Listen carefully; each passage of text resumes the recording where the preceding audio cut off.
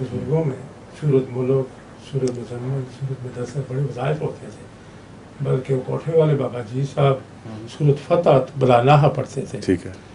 اب وظائف بھی ہمیں کس طرح کرنے چاہیے، اور میرا یہ خیال ہے کہ یہ صورتیں ان کے وظائف نے ان کو کیا دیا؟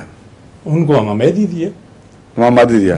جنہوں نے پڑھی اور تو آپ کے امام مہدی سے وظائف کریں گے تو آپ کو کیا دے گا خدا اللہ؟ میرا سوال اور ہے کہ اب ہمیں یہ، اگر قرآن پاک بھی اب ہماری ذمہ داری ہے تو اب ہمیں یہ کثرت سے پھیلانی چاہیے. چھوٹی چھوٹی صورتیں تو بہت زیادہ. تو خیر ٹھیک ہے، نہیں میں آپ کے وظائف کا پہلے جواب دے لوں. جی. یہ جو وظائف تھے، جن لوگوں نے عمر بھر وظائف کیے ہیں، ان سے اگر آپ پوچھتے کہ سورہ مزمل کی تفسیر کرو، ان کو کچھ پتہ نہ چلتا. سورہ مدثر کا حال بیان کرو، پھر کچھ سمجھ نہ آتی. تو یہ وظائف وہ شیلز ہیں. جب رس سوکھ رہا ہوتا ہے تو پھر بعض دفعہ درخت شیلز پر زور دیتا ہے، بڑے موٹے موٹے کھوکھے بنا دیتا ہے، اندر ہوتا کچھ نہیں.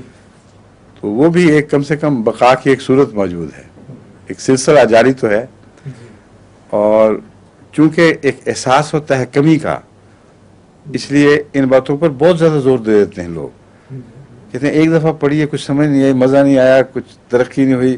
10 دفعہ پڑھی نہیں ہوا، چلو ساری رات پڑھتے ہیں. اور یہ نہیں سمجھ سکے کہ ڈوب کر پڑھنا اور چیز ہے اور سرسری طور پر پڑھنا اور چیز ہے. تو وظائف نے جو نقصان پہنچایا ہے امت کو، وہ مغز سے چھلکے کی طرف میلان کا بڑھانا ہے. اور آن حضرت صلی اللہ علیہ وسلم کے زمانے میں ایسے وظائف نہیں تھے.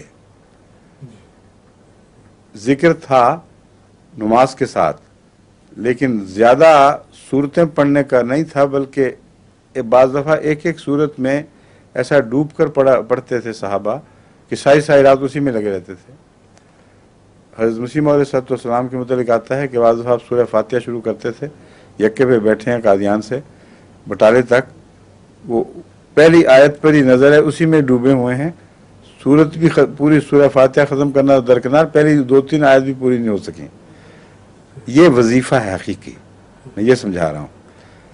امام مہدی نے جو آپ کو دیا ہے وہ یہ مضمون دیا ہے کہ قرآن سے محبت کر کے اس کے مضمون میں ڈوبو، اور بار بار تکرار میں بے توجہ نہ دو، کیونکہ اگر محض تکرار ہوئی تو تمہیں کچھ بھی فائدہ نہیں دے گی. میں زبان کی حرکت ہے. ہمارے وہاں روا میں ایک ہوا کرتے تھے نا، وہ ایگریکلچر کے صوفی صاحب، یاد ہے؟ وہ غیر احمدی تھے مگر تعلق رکھتے تھے کافی، داڑھی والے صوفی صاحب.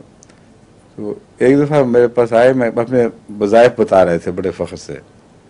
کہتے ہیں مجھے دن میں تو آپ یہ کام کرتے دیکھتے ہیں، بعض رات میں 1000 رکعتوں سے زیادہ پڑھتا ہوں نماز کی تہجد میں.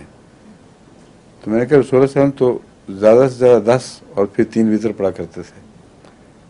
آپ نے تو کمال کر دیے، 1000 رکھتے ہیں اور وہ 2 گھنٹے آپ کو تہجد کے ملتے ہیں، تو اس میں 1000 رکعت جو لگے پنکھا چل رہا ہے.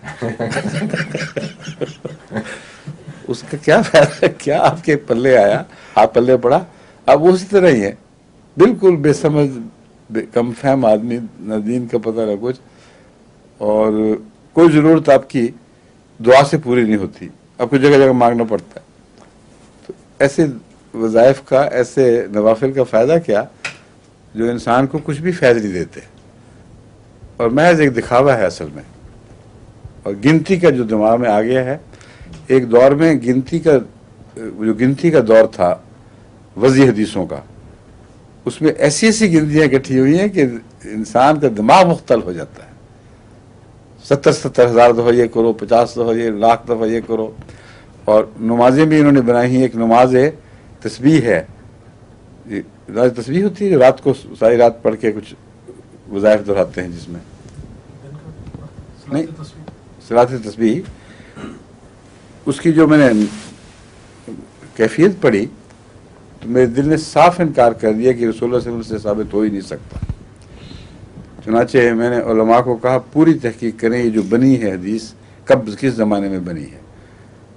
تو حضرت صلی اللہ علیہ وسلم کے بعد سینکڑوں سال تک اس حدیث کا کوئی نام و نشان بھی نہیں تھا، نام و نشان بھی نہیں. بعد میں کسی زمانے میں کسی صوفی نے بنا لی ہے، اور اس کے اوپر حدیث کا حوالہ کیونکہ مل جاتا ہے کہ حدیث ہے، کسی کو کیا پتا اس کی حیثیت کیا ہے، اس کے پیچھے آنکھیں بند کر کے پڑے رہتے ہیں۔ تو یہ امام مہدی انہوں نے دیا، ان معنوں میں نہیں دیا کہ اس کے فیض سے امام ملا ہے، ان معنوں میں دیا کہ اندھیری رات کا تقاضا روشنی ہوتا ہے، جس طرح لیلۃ القدر نے محمد صلی اللہ علیہ وسلم دیے، یہ معنی ہیں اس کے۔ ان وظیفوں کے فیض سے نہیں ملا، ان کے بے فیض ہونے کے نتیجے میں ملا ہے، سمجھ گئے؟ جی